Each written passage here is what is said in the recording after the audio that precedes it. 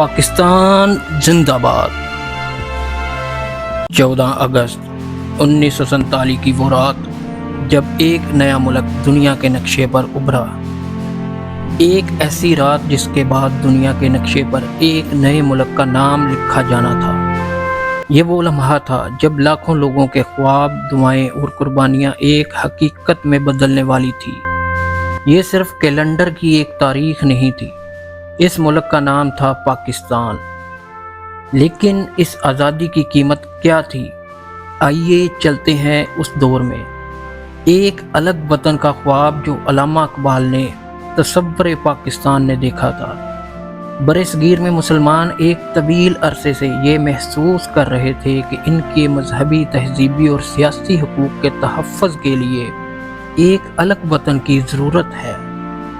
قائد اعظم محمد علی جناح کی قیادت میں مسلمانوں نے ایک مقصد کے لیے جدوجہد شروع کی، ایک ایسا وطن جہاں وہ اپنی شناخت اور اپنے اصولوں کے مطابق زندگی گزار سکیں۔ یہ راستہ آسان نہیں تھا، جلسے ہوئے، تحریک چلی، مخالفتیں ہوئیں، لیکن مسلمانوں کا مطالبہ مسلسل مضبوط ہوتا گیا۔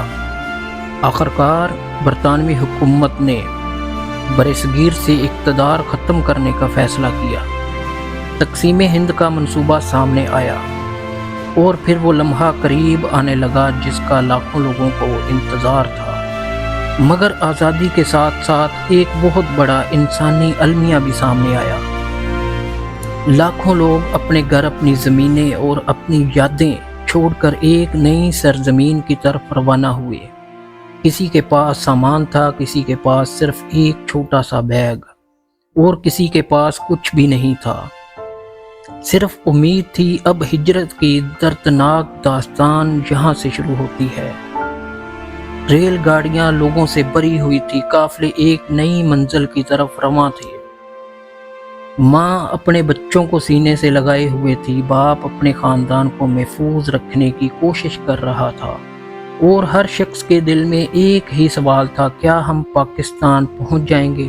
لیکن راستے میں لاکھوں لوگوں کو قتل کیا گیا، کئی عورتوں کو اپنی عزت گنوانی پڑی، اور کئی عورتیں بیوہ ہو گئی، اور کئی بچے یتیم ہو گئے۔ ریل گاڑیوں کے ڈبوں میں خون بکھرا ہوا تھا، کئی لوگ بیل گاڑیوں پر چھپتے چھپاتے اپنی منزل کی طرف رواں دواں تھے، اور کئی لوگ پیدل چلتے ہوئے اس ہجرت میں کامیاب ہوئے۔ یہ وہ قیمت تھی جو ایک نئی زندگی کی امید میں بہت سے لوگوں نے ادا کی۔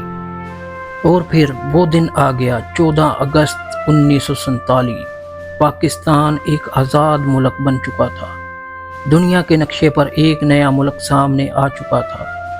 قائد اعظم محمد علی جناح پاکستان کے پہلے گورنر جنرل تھے۔ کراچی میں آزادی کی خوشی منائی گئی، لوگوں کی آنکھوں میں آنسو بھی تھے اور دلوں میں خوشی بھی، کیونکہ یہ صرف ایک ملک کا قیام نہیں تھا، یہ ایک ایسے خواب کی تعبیر تھی جس کے لیے ایک پوری قوم نے جدوجہد کی۔ دوستو، میرے بہنوں اور بھائیوں، آج ہم آزادی سے سانس لیتے ہیں، اپنے گھروں میں رہتے ہیں، اپنے بچوں کو اسکول بھیجتے ہیں، اپنی زبان بولتے ہیں اور اپنے وطن میں زندگی گزارتے ہیں، لیکن ہمیں یہ نہیں بھولنا چاہیے کہ آزادی صرف جشن کا نام نہیں، آزادی ہمیں اپنی ذمہ داری بھی یاد دلاتی ہے۔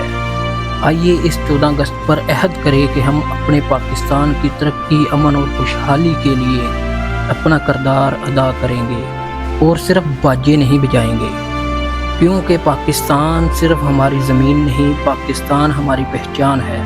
اللہ تعالی ہمارے وطن عزیز پاکستان کو ہمیشہ امن، سلامتی اور ترقی عطا فرمائے۔ پاکستان زندہ باد۔